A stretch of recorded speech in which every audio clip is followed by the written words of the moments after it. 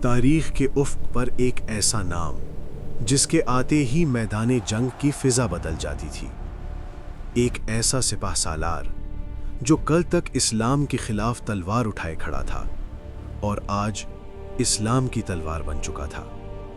سوال یہ ہے، وہ کون سا لمحہ تھا جس نے دشمن اسلام کو سیف اللہ بنا دیا؟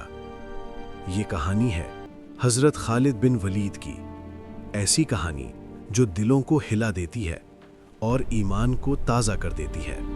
اسلامی تاریخ میں کچھ شخصیات ایسی ہیں جن کا تذکرہ صرف ماضی نہیں بلکہ حال اور مستقبل کے لیے بھی روشنی ہے۔ حضرت خالد بن ولید انہی عظیم ناموں میں سے ایک ہے۔ آپ کا تعلق قریش کے معزز خاندان بنو مخزوم سے تھا، وہی خاندان جو جنگی مہارت میں پورے عرب میں مشہور تھا۔ لیکن حضرت خالد کی اصل عظمت صرف جنگی صلاحیت نہیں بلکہ وہ انقلاب ہے جو ان کے دل میں آیا۔ یہ ڈاکیومنٹری ایک انسان کے دشمنی سے وفاداری تک کے سفر کی داستان ہے۔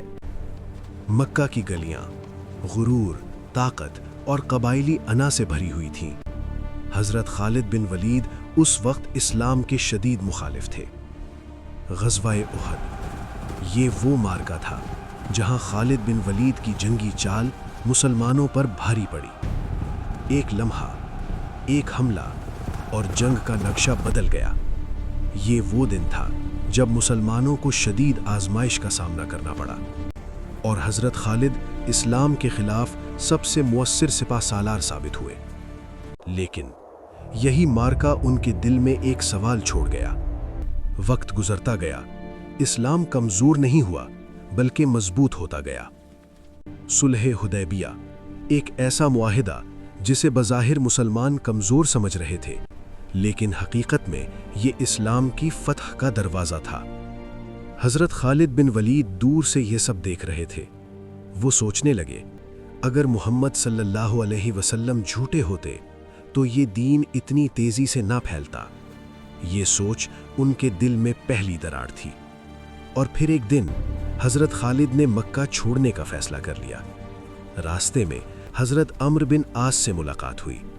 دو عظیم دماغ ایک ہی سمت جا رہے تھے، مدینہ، حق کی طرف۔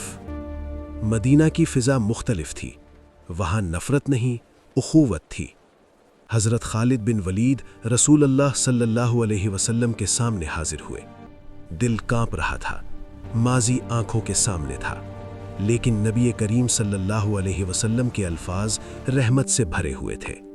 آپ صلی اللہ علیہ وسلم نے فرمایا، خالد، تم جیسے عقل مند انسان اسلام سے ناواقف نہیں رہ سکتے تھے۔ حضرت خالد کی آنکھوں سے آنسو بہنے لگے۔ انہوں نے اسلام قبول کر لیا۔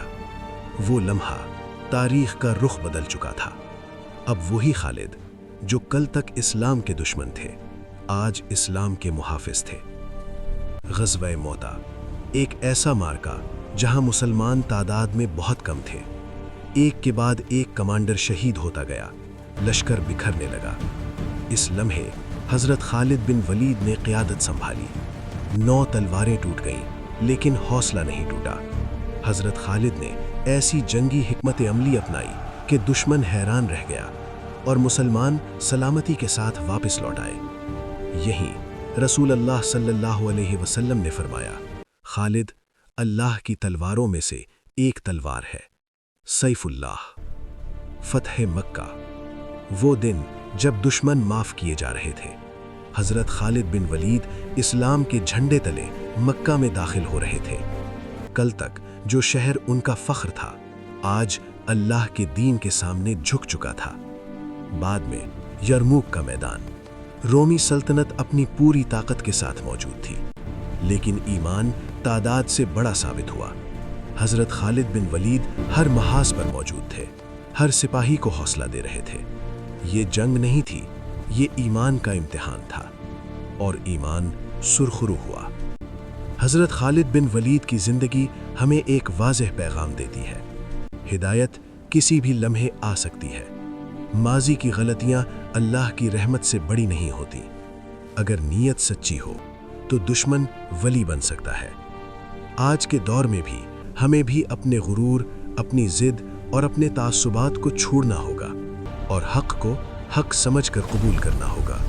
یہی حضرت خالد بن ولید کا پیغام ہے۔